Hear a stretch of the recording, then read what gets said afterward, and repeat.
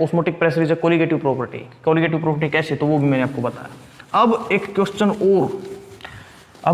और बड़ा इंपॉर्टेंट पूछ लिया जाता है आपके एग्जाम्स के अंदर। थ्योरेटिकल क्वेश्चन है कि हमने ऑस्मोटिक प्रेशर से कैलकुलेट किया मोलर मास ऑफ सोल्यूट हमने कैलकुलेट किया। अब सभी सोल्यूट्स के मोलर मास को कैलकुलेट करना किससे, ऑस्मोटिक प्रेशर से। ऑस्मोटिक प्रेशर की हेल्प से सभी सोल्यूट्स के मोलर मास को कैलकुलेट करना कन्वीनियंट नहीं है, ये बहुत कम यूज होता है। ये सिर्फ यूज होता है, osmotic pressure is mainly used to calculate the molar mass of solute. और कैसे सोल्यूट सच एज मैक्रोमोलिक्यूल्स, बड़े बड़े molecules like proteins, like carbohydrate, saccharides, आप जिन्हें कह सकते हैं, एटसेट्रा। तो इस तरह से हम कह सकते हैं एक फोर्थ पॉइंट ऑस्मोटिक प्रेशर के अंदर कि osmotic pressure is only use, में लिख देता हूं कि osmotic pressure is only used to calculate molar mass of solute, to calculate molar mass of a solute, solute such as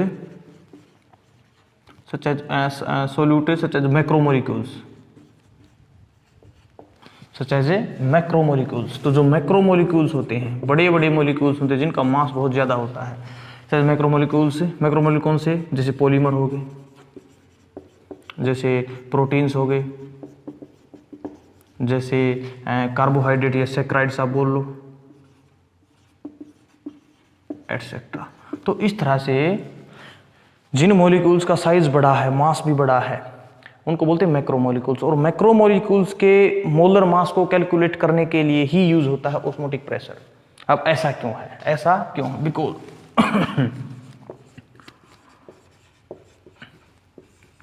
ऐसा क्यों है?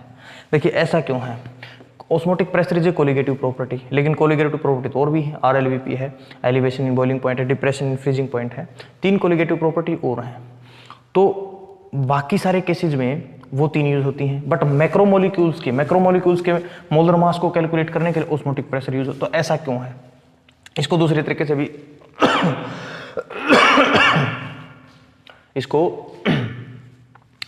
से भी हम देख सकते हैं कि ऑस्मोटिक प्रेशर को दूसरे तरह के सोल्यूट के मोलर मास को कैलकुलेट करने के लिए यूज क्यों नहीं किया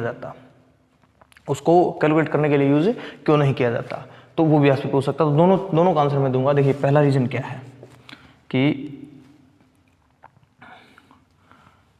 these macromolecules,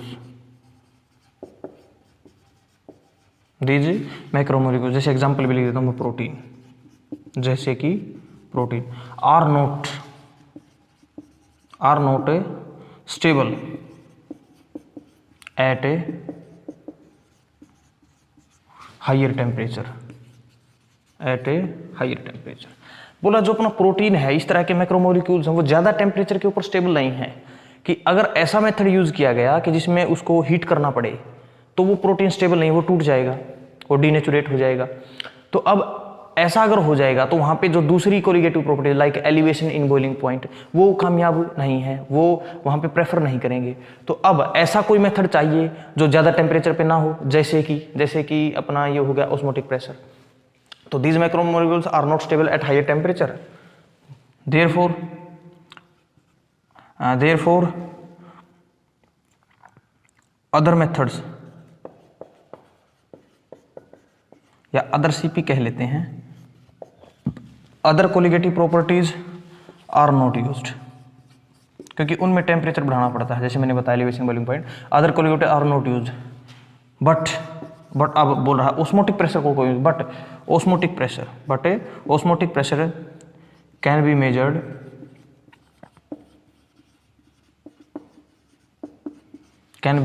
measured at room temperature. मतलब ऑस्मोटिक प्रेशर में तो टेम्परेचर बढ़ाने की जरूरत ही नहीं है, जो रूम टेम्परेचर उसी पे मेजर कर लो। तो दिक्कत क्या है कि ये ज़्यादा टेम्परेचर पे स्टेबल नहीं है, इस वजह से दूसरे जो मेथड में टेम्परेचर बढ़ाना पड़ता है। अब टेम्परेचर हीट करना पड़ गया तो दिक्कत आ जाएगी, तो इसी वजह से हीट ना करना पड़े ऐसा मेथड है, तो ऐसा है ऑस्मोटिक प्रेशर, उसको रूम टेम्परेचर में मेजर कर सकते हैं। दूसरा हम यहाँ पे लिख सकते हैं, दूसरा हम यहाँ पे पॉइंट लिख सकते हैं कि वैल्यू ऑफ अदर सीपी, जो अदर कोलिगेटिव प्रॉपर्टीज की जो वैल्यू हैं वो आती हैं बहुत कम। Other values of other colligative property are very very less, are very very less, therefore inconvenient to measure, therefore inconvenient to measure. बोला जो अदर कोलिगेटिव प्रॉपर्टीज की जो वैल्यू आती है, निकल के आती है, मेजर करते हैं, उनकी वैल्यू बहुत छोटी होती है, उनको मेजर करना इतना आसान नहीं होता है जितना आसान किसको मेजर करना है, ऑस्मोटिक प्रेशर को। But value of a osmotic pressure are large, therefore easy to measure, easy to measure. बोला ऑस्मोटिक प्रेशर की जो वैल्यू आती है वो लार्ज आती है। इन मैक्रोमोलिक्यूल्स के लिए ऑस्मोटिक प्रेशर की वैल्यू बड़ी बड़ी आती है, जिनको आसानी से मेजर कर लिया जाता है। जैसे ऑर्डर में आती है 10⁻⁻3, उसको आसानी से मेजर कर सकते हैं। तो दूसरा पॉइंट ये हो गया। तीसरा पॉइंट भी लिख लेते हैं कि osmotic pressure uses molarity, but other colligative property uses molality. तो देखिए, तो दूसरी कोलिगेटिव प्रॉपर्टीज हैं वो उनको कैलकुलेट करने के लिए जरूरत पड़ती है मोलैलिटी की, बट ऑस्मोटिक प्रेशर को कैलकुलेट करने के लिए जरूरत पड़ती है मोलैरिटी की। तो अब इस वजह से भी ऑस्मोटिक प्रेशर बेटर है, क्योंकि मोलैरिटी के अंदर इन्वॉल्व होती है वॉल्यूम, जिसको हम आसानी से मेजर कर लेते हैं। मोलैलिटी के अंदर इंक्लूड होता है मास ऑफ सोलवेंट, तो वो थोड़ा सा कैलकुलेट करना टफ होता है एज कंपेयर टू वॉल्यूम। तो वॉल्यूम को आसानी से मेजर कर सकते हैं, इसलिए मोलैरिटी बेटर है।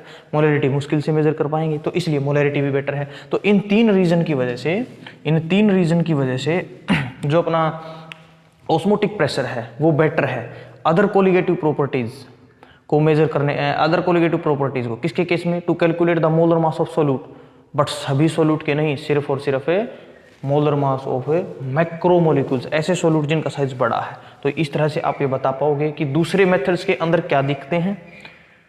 दूसरे मेथड के अंदर ज़्यादा टेम्परेचर करना पड़ता है, दूसरे मेथड्स की वैल्यू कम आती हैं, सीपी की वैल्यू, दूसरे सीपी की वैल्यू, और वो मोलैलिटी को यूज़ करती हैं, ऑस्मोटिक प्रेशर इन चीज़ों को यूज़ करता है। और ये तीनों चीज़ फेवर में है मैक्रोमोलिक्यूल्स के, इसलिए इनका जो मोलर मास कैलकुलेट करेंगे वो इस मेथड से। तो ये थ्योरेटिकल क्वेश्चन था। तो इसकी इस तरह से हमने पढ़ लिया कि ऑस्मोसिस क्या है, ऑस्मोटिक प्रेशर क्या है, ऑस्मोटिक प्रेशर को कैलकुलेट कैसे करना है, किस तरह से यूनिट्स का हमारे को ध्यान रखना है। उसके बाद जो ऑस्मोटिक प्रेशर है उसको न्यूमेरिकल में कैलकुलेट करते वक्त हमारे को किस चीज़ का ध्यान रखना है, और सबसे इंपॉर्टेंट न्यूमेरिकल कौन सा बनता है, to calculate the molar mass of solute. और कौन से सोल्यूट का मोलर मास, तो आप बताओगे मैक्रोमोलिक्यूल्स। अब क्यों, उसका भी हमने रीजन पढ़ लिया। तो अब ये पढ़ते हैं कि जो ऑस्मोटिक प्रेशर है, मैंने स्टार्टिंग के अंदर आपसे जिक्र किया था कि ये पढ़ ही क्यों रहे हैं, कहाँ पे यूज होना है। तो मैंने कुछ डेली लाइफ के एग्जांपल्स आपको बताए, तो अब उनको भी देख लेते हैं कि what is the importance of osmosis in daily life. तो हम पढ़ते हैं बायोलॉजिकल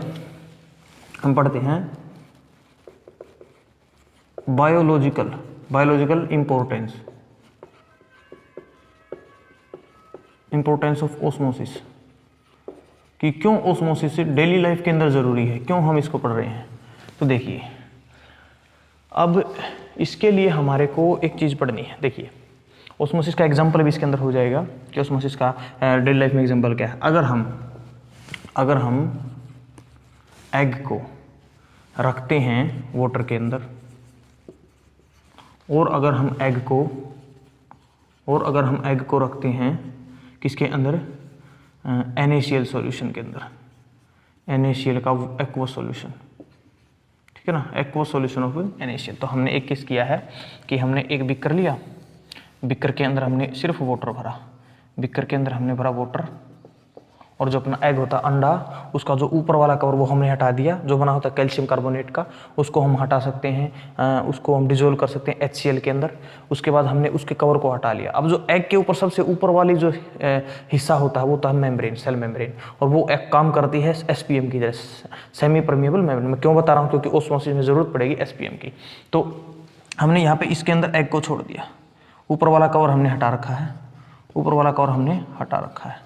तो देखिए अब होगा क्या, अब जो ये एग है, अब ये डिपेंड कर, अब यहाँ पे एग के साथ क्या होगा और यहाँ पे एग के साथ क्या होगा।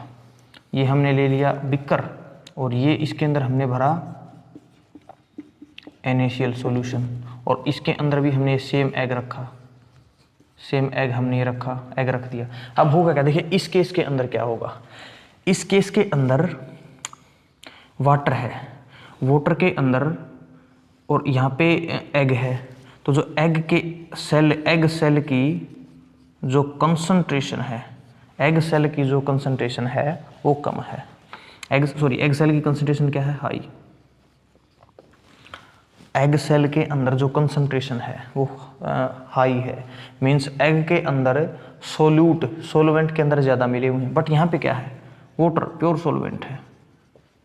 वाटर क्या है, प्योर सोलवेंट। प्योर सोलवेंट मतलब हम कह सकते हैं लोअर कंसंट्रेशन, लोअर कंसंट्रेशन किसकी, सॉल्यूशन की, क्योंकि प्योर है, सॉल्यूशन तो है ही नहीं। यहाँ पे कंसंट्रेशन किसकी ज़्यादा है, यहाँ पे वाटर की जो कंसंट्रेशन है, वाटर की जो कंसंट्रेशन वो हाई है। एग के अंदर वाटर, सॉल्यूशन की कंसंट्रेशन ज़्यादा है, सोल्यूट ज़्यादा है, बट सोलवेंट क्या है, एग के अंदर वाटर की अमाउंट कम है। एग के अंदर वाटर की अमाउंट कम है, बाहर वाटर की अमाउंट ज़्यादा है, तो मीन्स जो वाटर है इसके अंदर जाएगा, वाटर है इसके अंदर जाएगा। तो एग जो ये है, ये एग अब बड़ा हो जाएगा। अब पहले वॉल्यूम ये थी, अब जो वॉल्यूम है एग की वो ये हो जाएगी। तो एग ने क्या किया, एग स्वेल्स, एग ने क्या किया, स्वेल्स, एग फूल गया, एग फूल गया, एग स्वेल्स। तो वाटर के अंदर स्वेल किया। अब यहाँ पे क्या होगा, देखिए यहाँ पे एग के अंदर वाटर की अमाउंट ज़्यादा है, किसको देखते हुए, NaCl सॉल्यूशन। NaCl के सॉल्यूशन के अंदर जो वाटर की अमाउंट है वो कम है। देखिए एग के अंदर वाटर की अमाउंट ज़्यादा, NaCl सॉल्यूशन कंसंट्रेटेड सॉल्यूशन है।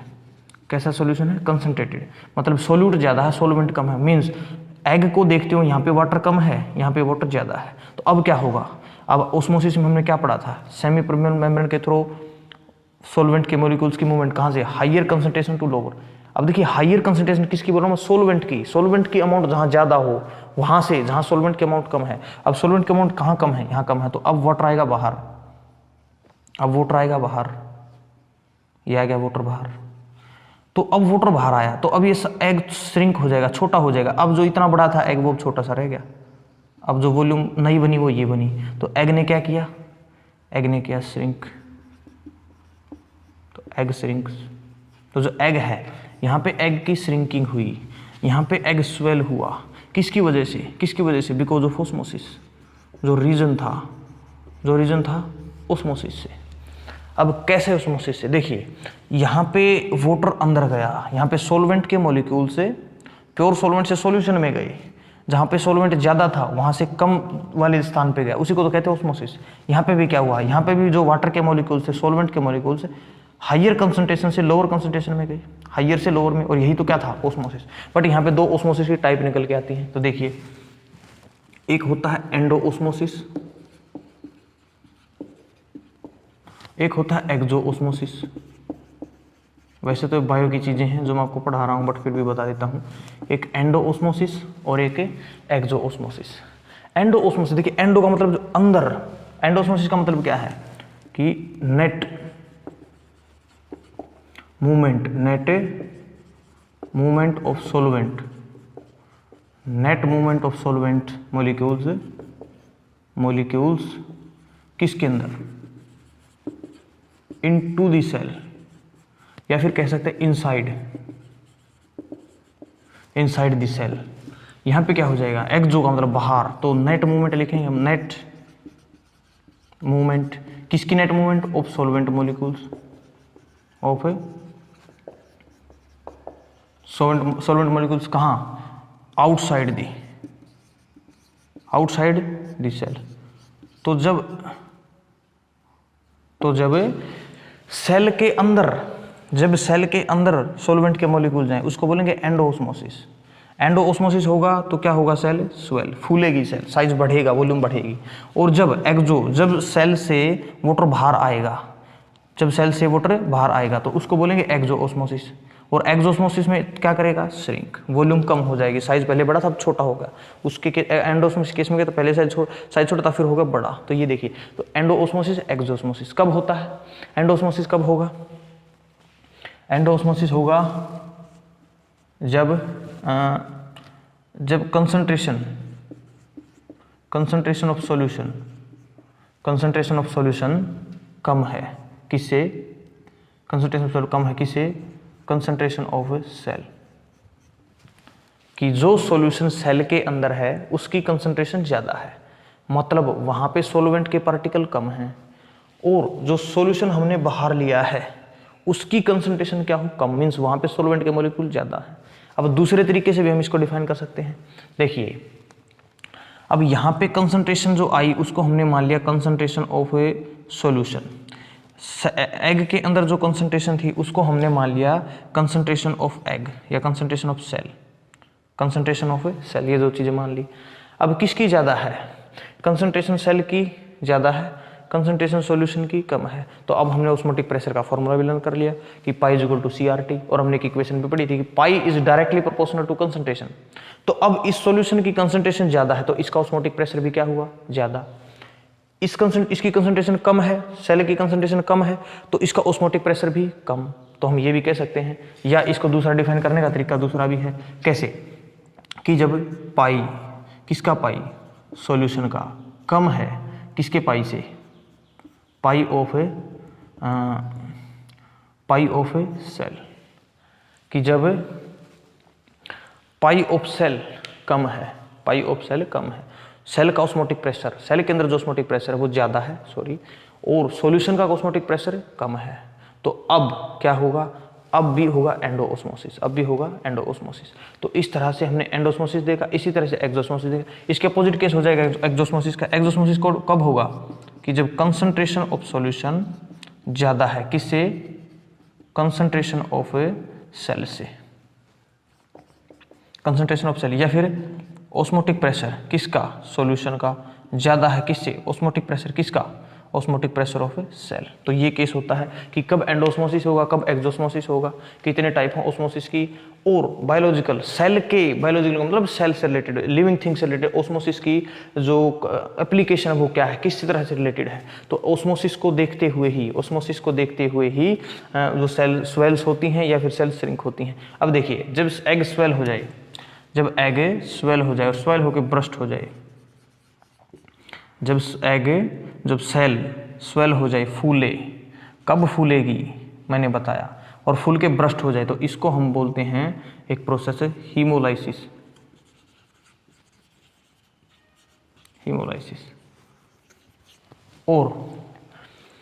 और जब सेल श्रिंक हो जाए उसको, सेल के श्रिंक होने को हम बोलते हैं प्लाज्मोलाइसिस,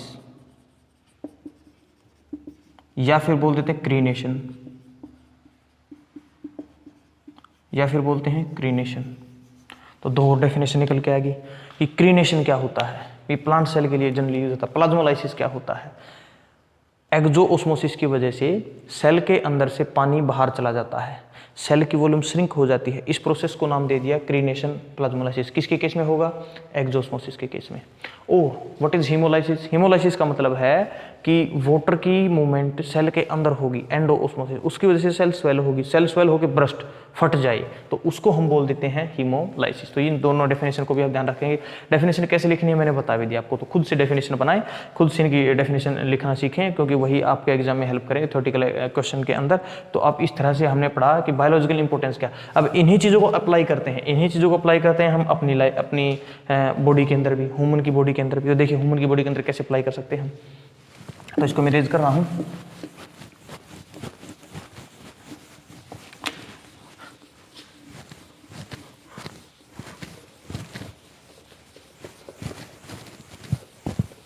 तो देखिए इसको मैंने इरेज कर दिया और यहाँ से एक चीज़ और निकल के आती है ह्यूमन की बॉडी के अंदर भी कि importance of osmosis, importance of osmosis. देखिए बायोलॉजिकल लिविंग थिंग्स, तो लिविंग थिंग्स कौन भी ह्यूमन। तो देखिए ह्यूमन के अंदर कैसे है, जो ह्यूमन के अंदर जो ब्लड है, ह्यूमन के अंदर जो ब्लड है उसकी जो कंसंट्रेशन है, उसके अंदर जो साल्ट डिफरेंट आयंस प्रेजेंट है, जैसे sodium ions, potassium ion, calcium ion etcetera, उन साल्ट उन आयंस की वजह से, उन सोल्यूट की वजह से उसकी भी कुछ कंसंट्रेशन होती है। और उसकी जो कंसंट्रेशन होती है, ब्लड की कंसंट्रेशन है, इक्वल होती है किसके, 0.9% solution of NaCl in water. कि वाटर के अंदर अगर हम नमक को मिला के 0.9% कंसंट्रेशन वाला सॉल्यूशन बना दे, तो जो उसकी कंसंट्रेशन है वही कंसंट्रेशन है ब्लड की सॉल्यूट को देखते हुए। तो इट मीन्स जो इसकी कंसंट्रेशन है वही कंसंट्रेशन है हमारे ब्लड की। इट मीन्स जो इसका ऑस्मोटिक प्रेशर होगा वही ऑस्मोटिक प्रेशर होगा हमारे ब्लड का। नहीं समझ में आया सर? क्यों नहीं समझ में आया? अभी तो मैंने बताया था कि जब जब ऑस्मोटिक प्रेशर इक्वल होगा तब तब कंसंट्रेशन इक्वल होगी। अब मैंने उल्टा बोल दिया कि कंसंट्रेशन इक्वल है, इट मीन्स ऑस्मोटिक प्रेशर भी इक्वल है। तो देखिए यहाँ पे हमने कंसंट्रेशन, ब्लड की कंसंट्रेशन को मान लिया Cb और नमक की सॉल्यूशन की कंसंट्रेशन को मान लिया Cs। तो अब Cb is equal to Cs, therefore osmotic pressure of blood will be equal to osmotic pressure of solution को। कौन सा सॉल्यूशन है मैंने बता दिया, 0.9% ऑफ NaCl इन वाटर। ठीक है, तो अब इट मीन्स ऐसा अगर कोई सॉल्यूशन है तो उसका ऑस्मोटिक प्रेशर हमारे ब्लड के ऑस्मोटिक प्रेशर के इक्वल होगा। तो अब क्या होगा, अब पहले केस में तो ऑस्मोटिक प्रेशर ज़्यादा था, अब फिर ऑस्मोटिक प्रेशर कम है। अब क्या होगा, अब देखिए जो नेट मूवमेंट है ब्लड के अंदर से इस सॉल्यूशन के अंदर जितना वाटर जाएगा अब उतना ही वाटर इसके अंदर आ जाएगा। तो वाटर की जो अमाउंट है वो इक्वल होगी। नेट फ्लो क्या होगा, नेट फ्लो ऐसे केस में मैं कह सकता हूँ जब कंसंट्रेशन इक्वल है, जब ऑस्मोटिक प्रेशर इक्वल है, इन दोनों के अंदर जो नेट फ्लो है किसका, नेट फ्लो ऑफ सॉल्वेंट अब कौन था, वाटर, तो अब क्या होगा, 0। तो net flow of solvent will be equal to 0। तो आपको ये ध्यान रखना कि जब ऑस्मोटिक प्रेशर सेम हो तो नेट फ्लो हो जाएगा 0। अब इन तीनों केस में सॉल्यूशन को हमने टाइप में डिफाइन कर रखा है। क्या टाइप में डिफाइन कर रखा है, तो देखिए 3 टाइप में आपको बताता हूँ। 3 टाइप को मैं आपको बता देता हूँ कि टाइप्स ऑफ सॉल्यूशन यहाँ पे लिख देता हूँ मैं।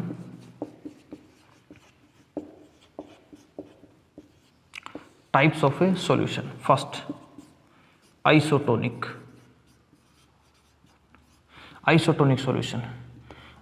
सॉल्यूशन कौन से होंगे, which have same osmotic pressure और कंसंट्रेशन, कि जिन 2 सॉल्यूशंस की ऑस्मोटिक प्रेशर इक्वल है तो कंसंट्रेशन भी इक्वल है, ऐसे सॉल्यूशन को हम बोलेंगे आइसोटोनिक। एग्जाम्पल के लिए जैसे 0.9% solution of NaCl in water is isotonic with a blood of human, कि जो ह्यूमन का ब्लड है उसके साथ आइसोटोनिकली बिहेव करता है कौन, 0.9% solution of NaCl in a water। तो आपको ध्यान रखना है, तो आइसोटोनिक सॉल्यूशन। उसके बाद दूसरा टाइप बनता है कौन सा,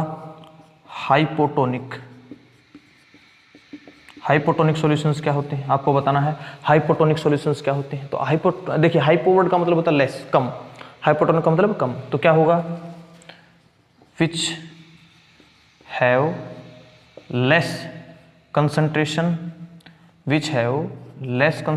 और ऑस्मोटिक प्रेशर, कि जिस सॉल्यूशन का ऑस्मोटिक प्रेशर दूसरे सॉल्यूशन से कम है।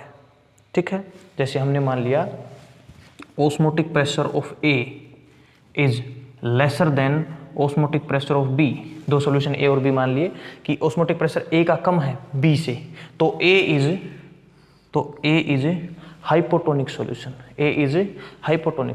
मीन्स इसका कैसे, कि इसकी कंसंट्रेशन इससे कम होगी, इसकी कंसंट्रेशन B से कम होगी, ये हमने बताया। तो ऐसे सॉल्यूशन को बोलेंगे हाइपोटोनिक सॉल्यूशन। और जब हाइपोटोनिक सॉल्यूशन होता है, जब कंसंट्रेशन सॉल्यूशन, तभी तो होता है एंडोस्मोसिस, तभी तो होता है एंडोस्मोसिस। ऐसे केस में अगर सेल को रख दिया, ऐसे केस में अगर सेल को रख दिया तो क्या होगा, ऐसे केस में अगर सेल को रख दिया तो सेल स्वेल हो जाएगी, तो सेल फूल जाएगी। क्यों फूलेगी, मैंने भी रीजन बताया था आपको। उसके बाद तीसरा सॉल्यूशन भी बनता है। तीसरा सॉल्यूशन मैं लिख देता हूँ यहाँ पे, देखिए तीसरा सॉल्यूशन है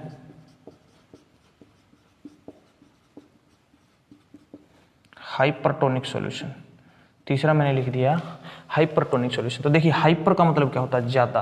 तो इसमें से सॉल्यूशन विच हैव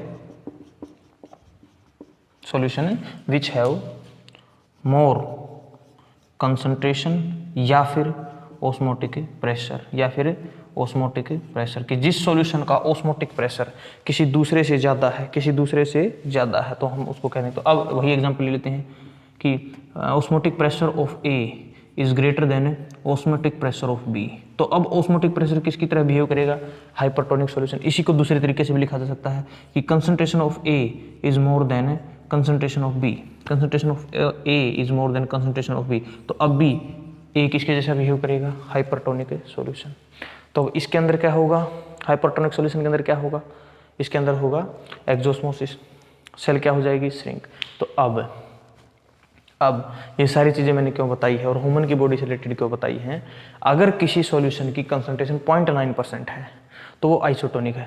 अगर ज़्यादा है, अगर कंसंट्रेशन क्या है, ज़्यादा, तो हाइपरटोनिक है। अगर कंसंट्रेशन कम है, 0.9% से कम है, तो वो कैसा है, हाइपोटोनिक।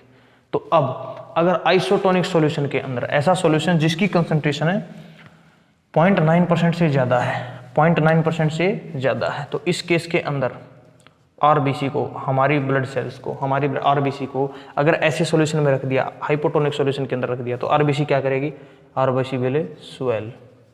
ये पूछते हैं आपके एग्जाम में कि आरबीसी के साथ क्या होगा अगर हाइपोटोनिक सॉल्यूशन में रख दें, तो क्या होगा, हाइपोटोनिक का मतलब उस सॉल्यूशन की जो कंसंट्रेशन है वो कम है, मतलब वहाँ पे सोलवेंट की अमाउंट ज़्यादा है। सोलवेंट की अमाउंट ज़्यादा है तो आरबीसी के अंदर आरबीसी स्वेल फूलेगी। उसके बाद अगर कोई पूछ ले आपसे हाइपरटोनिक में कि अगर आरबीसी को हाइपरटोनिक सॉल्यूशन में रख दिया, हाइपरटोनिक सॉल्यूशन को कौन होगा, जिसकी कंसंट्रेशन 0.9% से ज़्यादा है। हाइपरटोनिक कौन था, जिसकी कम थी। तो 0.9% से ज़्यादा वाले में रख दिया तो आरबीसी क्या करेगी, RBC will shrink, RBC will shrink, RBC will shrink. तो इस तरह से। और अगर आइसोटोनिक में रख दिया, प्रेशर आइसोटोनिक में तो पता ही नहीं क्या होगा भाई, आइसोटोनिक में कोई इफेक्ट नहीं पड़ेगा कि आइसोटोनिक में अगर किसको रख दिया, आरबीसी को, तो नो चेंज इन साइज, कि साइज के अंदर कोई भी चेंज नहीं होगा। तो इसीलिए हमारी बॉडी के लिए भी इम्पोर्टेंट है ऑस्मोसिस। तो कैसे, मैंने बताया कि आइसोटोनिक हमारे सेम कंसंट्रेशन वाला सॉल्यूशन कौन सा होता है, इससे ज़्यादा है तो कंसंट्रेटेड, इससे कम है तो हाइपोटोनिक, सेम है तो आइसोटोनिक। ऑस्मोटिक प्रेशर के केस में भी बताया, कंसंट्रेशन के केस में बताया, किस में स्वेल होगी किस में श्रिंक होगी वो मैंने आपको बताया। तो इस तरह से इंपॉर्टेंस थी बायोलॉजिकली। तो अब ये तो ह्यूमन की बॉडी थी, ये ह्यूमन की बॉडी थी। अब हमारे को पढ़ना है दूसरी। तो देखिए कुछ एग्जांपल्स मैं बता, लिखूंगा नहीं मैं, कुछ एग्जांपल्स मैं बताता हूँ कि देखिए प्लांट की बॉडी के अंदर भी ओस्मोसिस का जो प्रोसेस है वो बहुत ही इंपॉर्टेंट है। प्लांट को फोटोसिंथेसिस करने के लिए जो वाटर है वो कहाँ से लेना होता है, सॉइल से। तो सॉइल से लेके वो ऊपर तक कौन से प्रोसेस से आता है, ओस्मोसिस से। कौन से प्रोसेस से आता है, ओस्मोसिस से। उसके बाद जो प्लांट के अंदर फ्लावर का साइज होता है, फ्लावरिंग होती है, लीव्स का साइज घटता बढ़ता है, वो सारी चीज़ें, जितनी भी चीज़ें हैं, प्लांट की ग्रोथ है, उन सभी चीज़ में ज़रूरत पड़ती है, उन सारे प्रोसेसेस के अंदर ज़रूरत पड़ती है हमारे को ओस्मोसिस की। तो osmosis is a very very important process, इसीलिए हम इसको पढ़ रहे हैं। उसके बाद कुछ एग्जाम्पल भी लिख लेते हैं कि एग्जाम्पल्स, ओस्मोसिस के एग्जाम्पल या एप्लीकेशन भी आप इनको कह सकते हो। ओस्मोसिस की एप्लीकेशंस है ये, ओस्मोसिस की क्या है, एप्लीकेशंस। तो देखिए कैसे, एक तो है वही सबसे इंपॉर्टेंट, इसमें पढ़ते हैं एडिमा, इसको हम पढ़ते हैं एडिमा। देखिए एडिमा क्या है, पहले समझिए एडिमा क्या होता है। एडिमा होती है कि disease, oedema is a disease जिसके अंदर हमारे टिश्यू के अंदर स्वेलिंग आ जाती है। हमारे जो टिश्यू होते हैं बॉडी के अंदर वो फूल जाते हैं, स्वेलिंग आ जाती है, तो ऐसे डिजीज को बोलते हैं एडिमा। अब ऐसा हुआ क्यों, ऐसा इसलिए होता है कि हम ज़्यादा साल्टी फूड लें, ऐसा खाना खाएं जिसके अंदर साल्ट की अमाउंट, नमक की अमाउंट ज़्यादा है। नमक के अमाउंट ज़्यादा का मतलब है कंसंट्रेशन ज़्यादा है, कंसंट्रेशन ज़्यादा है। तो अब देखिए एक एग्जांपल से बताता हूँ मैं, ये अपनी सेल्स हैं, ये अपनी सेल्स है और ये है टिश्यू, सेल के ग्रुप से मिलके बनता है टिश्यू। अब यहाँ पे हमने रखा फूड, यहाँ पे रखा फूड और फूड के अंदर साल्ट की अमाउंट है ज़्यादा, फूड के अंदर साल्ट की अमाउंट है ज़्यादा। तो मीन्स फूड की जो कंसंट्रेशन है, फूड की जो कंसंट्रेशन है और हमारे टिश्यू के अंदर सेल की जो कंसंट्रेशन है, अब फूड की कंसंट्रेशन ज़्यादा है सेल की कंसंट्रेशन से, तो इसकी वजह से होगा एक्सोओस्मोसिस। मतलब कंसंट्रेशन ज़्यादा होने से क्या हुआ सर, सेल के अंदर सोलवेंट ज़्यादा है, फूड के अंदर सोलवेंट कम है, वाटर के अमाउंट यहाँ ज़्यादा, वाटर के अमाउंट यहाँ, तो ये जो वाटर है ये बाहर आएगा, हमारे सेल से वाटर बाहर आएगा। होना चाहिए था अंदर, सेल का साइज डिक्रीज हो जाएगा, बट जो टिश्यू का ओवरऑल साइज है इस पानी के बाहर आने की वजह से जो अंदर होना चाहिए था, अब इस टिश्यू के साइज में स्वेलिंग होगी, अभी जो टिश्यू का साइज बढ़ जाएगा, पहले साइज ये था टिश्यू का, अब साइज होगा ये, तो साइज बढ़ गया, टिश्यू के अंदर स्वेलिंग आ गई, किसकी वजह से आई, retention of water, retention of water in tissue space या इन सेलुलर स्पेस। ये सेल के बीच में जो स्पेस था, टिश्यू के अंदर जो जगह थी उसके अंदर पानी आ गया, उसकी वजह से जो टिश्यू के अंदर स्वेलिंग हुई है उसको बोलते हैं हम एडिमा, उसको बोलते हैं हम एडिमा। तो एडिमा क्या है, डिजीज है, एडिमा क्या है, disease in which, disease in which tissue swells, in which tissue swells. क्यों, because of retention, because of retention of water, because of retention of water in tissue, in tissue। तो tissue के अंदर water की retention की वजह से tissue में swelling आ जाती है, उसको कहते हैं हम एडिमा। क्यों, बिकॉज, ऐसा क्यों, because of intake of salty food, कि ऐसे फूड हमने खाए जिसके अंदर नमक की अमाउंट बहुत ज़्यादा थी, उसकी वजह से एडिमा। तो एडिमा किसके बेसिस पे हुआ, एक्सोओस्मोसिस, तो किसकी एप्लीकेशन है, ऑस्मोसिस की। इसी तरह से हम सेकंड भी लिख सकते हैं यहाँ पे,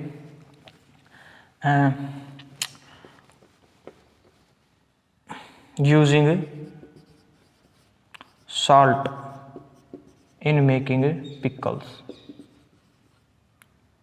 पिकल्स, ठीक है। या इसको हम इस तरह से भी लिख सकते हैं कि वी प्रिजर्व रो मैंगोज, कि जो कच्चे मैंगो हैं, कच्चे आम उनको हम खराब होने से बचाते हैं। We preserve raw mangoes from bacteria, from bacteria by mixing salt, कि हम जो कच्चे आम होते हैं उनके ऊपर अप्लाई कर देते हैं सॉल्ट, नमक को छिड़क देते हैं, जिसकी वजह से वो ख़राब नहीं होते, बैक्टीरिया मर जाते हैं, बैक्टीरिया मर जाते हैं। भला ऐसा क्यों है, because of this bacteria died, बोल रहा है इसकी वजह से क्या होता है, बैक्टीरिया मर जाते हैं। बैक्टीरिया क्यों मरे, because of exosmosis, because of exosmosis बोल रहा है। अब देखिए जो मैंगो हैं उनके ऊपर हमने साल्ट लगा दिया, तो बाहर कंसंट्रेशन होगी ज़्यादा सॉल्यूशन की, मीन सोलवेंट कम है, बाहर तो प्योर साल्ट है। अब वाटर मैंगोज से वाटर जो बैक्टीरिया की जो सेल्स हैं उनसे वाटर बाहर आएगा, एक्सोस्मोसिस करेगा, वाटर बैक्टीरिया की सेल्स में वाटर ज़्यादा है, बाहर कम है, साल्ट के होने की वजह से कंसंट्रेशन बढ़ गई, तो कंसंट्रेशन बढ़ी तो अब होगा एक्सोस्मोसिस, तो बैक्टीरिया की सेल से पानी बाहर आएगा, बैक्टीरिया की सेल से पानी बाहर आएगा तो बैक्टीरिया क्या हो जाएंगे, डाइट। तो मैंने लिखा हुआ है कम है थोड़ा सा और बताया ज़्यादा है, तो आप इनको शॉर्ट फॉर्म में लिखिए, जितने छोटे नोट्स होंगे उतने ही बेटर होंगे, माइंड में इन चीज़ों को बैठाइए, ध्यान से सुनिए। तो ये था सेकेंड एप्लीकेशन। अच्छा, थर्ड एप्लीकेशन भी हम कर सकते हैं, थर्ड एप्लीकेशन हम कर सकते हैं preserving of meat, preserving of a meat by using salt। तो देखिए मीट को खराब होने से, मतलब मीट को भी किससे बचाना है, बैक्टीरिया से, मीट को भी किससे बचाना है, बैक्टीरिया से। तो मीट को हम खराब होने से बचाते हैं, मीट को बैक्टीरिया से प्रिजर्व कर लेते हैं, कैसे, बाय यूजिंग साल्ट। कैसे, रीजन क्या है, सेम टू सेम यही तो रीजन है, सेम टू सेम, यही तो रीजन है, वहाँ पे भी सेल थी, रॉ मैंगोज के अंदर भी तो सेल हैं, और मीट के अंदर भी क्या है, सेल्स। तो हम खराब होने से बचा लेते हैं। बैक्टीरिया हैं जो बैक्टीरिया है उनके अंदर यहाँ पे भी वाटर होता है, यहाँ पे भी वाटर होता है। नमक जब लगाते हैं तो बाहर कंसंट्रेशन बढ़ जाती है, सॉल्वेंट की अमाउंट कम हो जाती है, वाटर बाहर आता है, एक्जोस्मोसिस होती है, बैक्टीरिया की बॉडी से पानी बाहर, बैक्टीरिया की डेथ। तो इस तरह से हमें ऑस्मोसिस की बहुत सारी एप्लीकेशन है, मैंने बस कुछ बताई हैं आपको, बुक्स के अंदर आपको और भी मिल जाएंगे, बस मैंने कुछ एप्लीकेशन बताई हैं ताकि ऑस्मोसिस की ज़रूरत क्या है, what is the need of osmosis, what is the need of study of osmosis, osmotic pressure, तो वो आपको मैंने बताया है। तो अब ये आपने नोट कर लिया है, बहुत अच्छे, वेरी गुड। उसके बाद हम चलते हैं और देखिए थोड़ा सा हो सकता है वीडियो क्वालिटी थोड़ी सी कम है, क्योंकि नेट की बड़ी दिक्कत चल रही है, इसलिए तो वीडियो की क्वालिटी थोड़ी सी लो है। आपको हो सकता है वीडियोज़ के अंदर, यूट्यूब के अंदर जो प्रिंट है वीडियो का वो 360 या 480 करके देखना पड़े, और 480 करके आप देखते तो आपकी तो मतलब जो सारा नेट हो एक ही वीडियो में चला जाता है। तो उसके लिए हम वेरी वेरी सॉरी, मैं आपका दर्द समझ रहा हूँ, नेट की कीमत क्या होती है मैं समझ रहा हूँ, और लॉकडाउन में तो बहुत ज़्यादा। बट ये जो आप जहाँ पे नेट यूज़ करते हो उससे ज़्यादा ज़रूरी चीज़ें ये हैं, ये आपकी लाइफ को सक्सेस की तरफ ले जा रही हैं, वो आपकी लाइफ को उल्टा खींच रहा है। तो आप अपने नेट को यहाँ पे यूटिलाइज कीजिए। तो अब देखिए, अब रहता है, हमने ऑस्मोसिस को पढ़ लिया, ऑस्मोटिक प्रेशर पढ़ लिया, ऑस्मोटिक प्रेशर के एप्लीकेशंस को पढ़ लिया। क्यों पढ़ा हमने, कौन सा मेथड? तो वैसे एक मेथड होता है, बुक्स के अंदर दिया होता है, method to measure osmotic pressure, Berkeley and Hartley method होता है, बता सकता हूँ, बट हमारे सिलेबस से कोई लेना देना नहीं है। जिक्र है बुक्स के अंदर, मैं आपको बता सकता हूँ, आसान है, बट वो हम कभी एक्स्ट्रा टाइम में करेंगे, तो उसको आप नेगलेक्ट कीजिए, उसको आप अवॉइड कीजिए। अब हम पढ़ते हैं एक और एप्लीकेशन जो मैंने बहुत इंपॉर्टेंट बताया, सभी के घरों में आजकल होता है और अभी ज़्यादा ज़रूरत है लॉकडाउन के टाइम पे, है ना। हम वाटर को प्योर करके पीना चाहते हैं, और प्योर वाटर कौन देता है? आरओ। तो आरओ क्या है, आरओ किस तरह से काम करता है? देखिए, what is the meaning of RO. तो देखिए एक नया टॉपिक हम लेके आते हैं, रिवर्स ऑस्मोसिस। रिवर्स ऑस्मोसिस, चलिए हम रिवर्स ऑस्मोसिस को नेक्स्ट लेक्चर के अंदर ही करते हैं, वीडियो बहुत ज़्यादा लंबा हो जाएगा, तो नेक्स्ट एक छोटी सी वीडियो में बना दूंगा रिवर्स ऑस्मोसिस और what is the difference between osmosis and diffusion. कि हो सकता है कुछ स्टूडेंट ने डिफ्यूजन ना पढ़ा हो, तो डिफ्यूजन और ऑस्मोसिस के बीच में क्या डिफरेंसेस हैं वो, और रिवर्स ऑस्मोसिस क्या है, उसके एप्लीकेशन क्या है, मैं उसके एक छोटी सी अलग से वीडियो बनाऊंगा, क्योंकि ये वीडियो ज़्यादा लंबी हो जाएगी, और आपको पता है वीडियो को ज़्यादा लंबा देखने में आपको प्रॉब्लम होती है, मेरे को प्रॉब्लम होती है।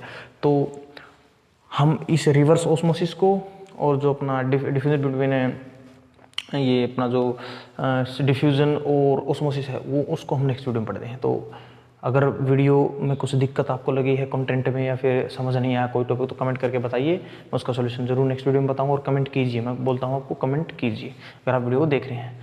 तो अगर वीडियो पसंद आती है तो शेयर करें, चैनल को सब्सक्राइब जरूर कर लें, क्योंकि उससे आपको क्या होता है, और बेल आइकन को भी प्रेस कर लें, उससे आपको जब भी मैं वीडियो डालूंगा तो आपको पास नोटिफिकेशन आ जाएगी, आपकी कोई भी वीडियो मिस नहीं होगी। क्योंकि हो सकता है कई बार आपको ना पता लगे और 2-3 वीडियो इकट्ठी हो जाए तो दिक्कत हो जाएगी। तो आप चैनल को सब्सक्राइब करके बेल आइकन को जरूर प्रेस करें।